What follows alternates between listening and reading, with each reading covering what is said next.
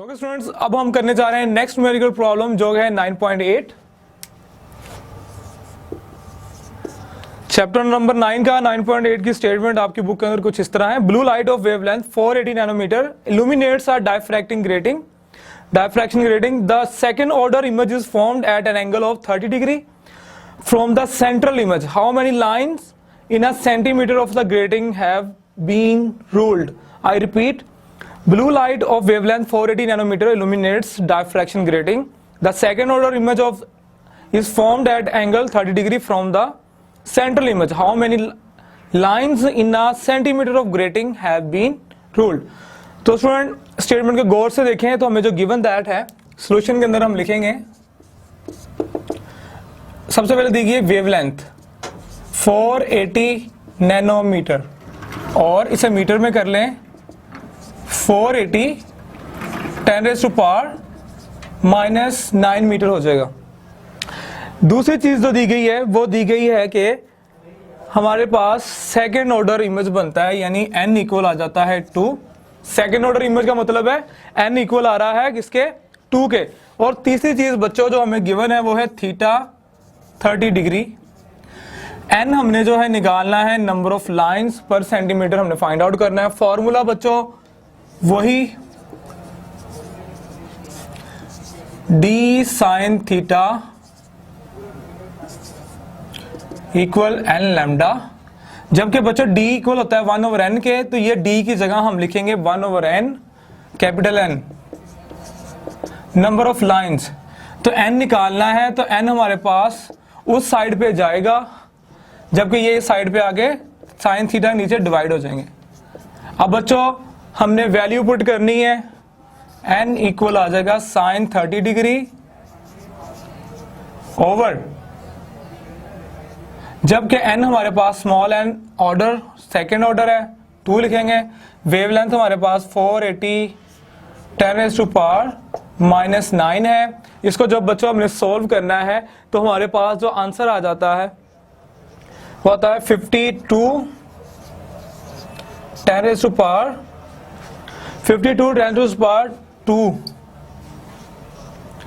जबकि इसको जब हम सोल्व करेंगे ये आएगा एक्चुअली 10⁻⁴ पर मीटर। चूंकि ये पर मीटर आ रहा है, सेंटीमीटर में ले जाने के लिए इसे क्या करना पड़ेगा? 100 से डिवाइड करेंगे, यानी कि पर मीटर है ना, तो इसको आप लिखोगे ऐसे n इक्वल 52 10⁻⁴ ओवर मीटर है ऐसे। सो 1 मीटर कंटेन 100 सेंटीमीटर, तो 100 नीचे आएगा डिनोमिनेटर में।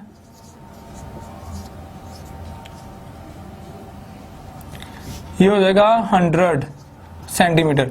तो बच्चों ये 2040 से माइनस हो गए, ऊपर 10⁻+2 होगा, ऊपर 10⁻⁻2 हो जाएगा। 10⁻⁻2 और 10⁻+4 जो है 10⁻² पर सेंटीमीटर है जाएगा। तो ये हमारे पास जो है, जबकि आपकी बुक के अंदर इसका आंसर लिखा हुआ है वो है n इक्वल, इसका आंसर जो है मैं यहां पे लिखने लगा हूं, n हमने निकाला है 52 10⁻⁻⁴ पर सेंटीमीटर। तो इसको पॉइंट को मैं इधर ले जाऊं 5.2 डेसिमल पॉइंट को मूव करता हूं मैं यहां से यहां तक, तो 10⁻³ हो जाएगा ये।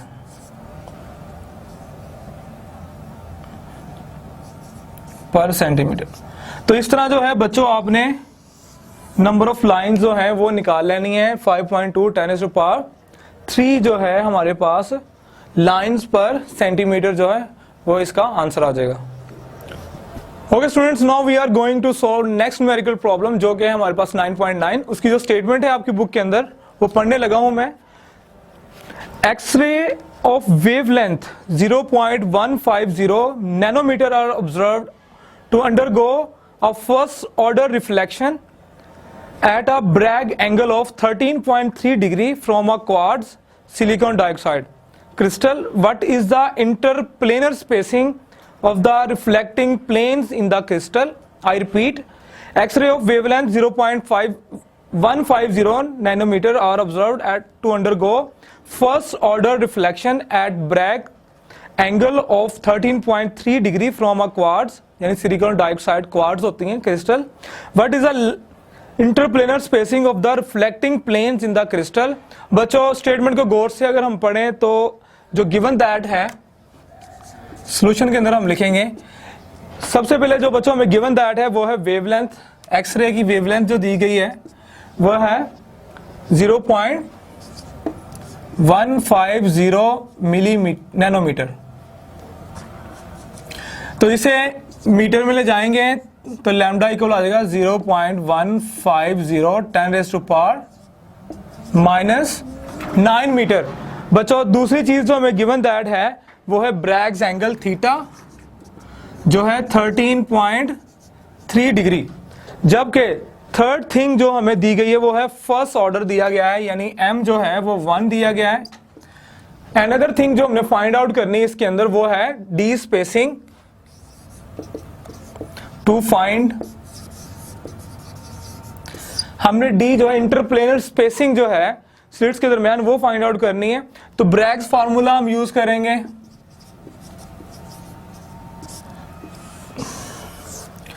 We know that Bragg's law हमारे पास क्या होता है 2d sine theta equal m lambda. तो d निकालना है बच्चों। इस इक्वेशन को थोड़ा रीअरेंज करते हैं, ये मल्टीप्लाई हो रहे हैं उधर जाकर डिवाइड हो जाएंगे, 2 इंटू साइन थीटा हो जाएगा। अब हमने इसमें करना क्या है बच्चों, वैल्यूज पुट करनी है। तो d इक्वल आ जाएगा m हमारे पास 1 है, लैम्डा हमें जो गिवन है वो है 0.150 10⁻⁹ ओवर 2, साइन जो है वो है 13.3 डिग्री।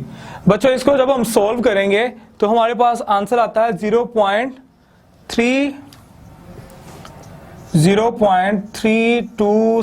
10⁻⁹ मीटर, जबकि इसको हम लिख सकते हैं d हमारे पास आ जाएगा 0.326 नैनोमीटर।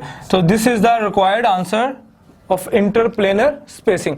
तो इस तरह जो है आपने इस न्यूमेरिकल प्रॉब्लम को सॉल्व करना है। Okay students, now we are going to solve the last numerical problem of chapter number 9, which is 9.10. The statement of that numerical is an X-ray beam of wavelength lambda undergoes a first order reflection from a crystal when its angle of incidence to a crystal face is 26.5 degree, and X-ray beam of wavelength 0.097 nanometer undergoes a third order of reflection when its angle of incidence is to the face is 60 degree, 60.0 degree. Assuming that two beams reflect from the same family of planes, calculate number A, interplanar spacing of the planes, number 2, wavelength.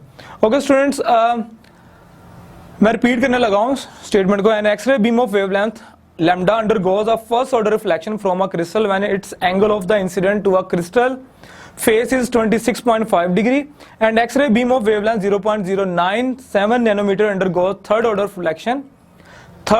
of reflection when its angle of incident to the face is 60.0 degree. Assuming that two beams reflect from the same family of planes, number A, interplanar spacing find out करनी है, calculate number 2 the wavelength. Student इस numerical को solve करने के लिए हमने इस numerical को दो हिस्सों में तकसीम करना है, दो हिस्सों में डिवाइड करेंगे, फिर इसको हम सॉल्व करेंगे। सॉल्यूशन के अंदर हम इसको कुछ इस तरह लिखेंगे कि हमें दो वेवलेंथ दी गई है। एक वेवलेंथ दी गई है जिसका ऑर्डर जो है फर्स्ट ऑर्डर रिफ्लेक्शन है, दूसरी वेवलेंथ जो इसका थर्ड ऑर्डर ऑफ रिफ्लेक्शन है। फर्स्ट वेवलेंथ का एंगल दिया गया है, सेकंड वेवलेंथ का एंगल दिया गया है, सेकंड वेवलेंथ भी दी गई है, फर्स्ट वेवलेंथ जो हमने फाइंड आउट करनी है, और दो के लैम्डा है हमारे पास, जबकि इंटरप्लेनर स्पेसिंग जो डी है वो भी हमने क्या करनी है, मालूम करनी है। तो इस न्यूमेरिकल को एग्जांपल को हम सॉल्व करेंगे कुछ इस तरह। फॉर फर्स्ट वेवलेंथ आप इसे लैम्डा 1 कह लें जो हमने निकालनी है। उसके लिए हमें जो थीटा 1 दिया गया है वो है 26.5 डिग्री, जबकि फर्स्ट ऑर्डर दिया गया है n जो है हमारे पास n1 कह लें वो 1 है, जबकि सेकंड वेवलेंथ के लिए सेकेंड वेवलेंथ जो हमें दी गई है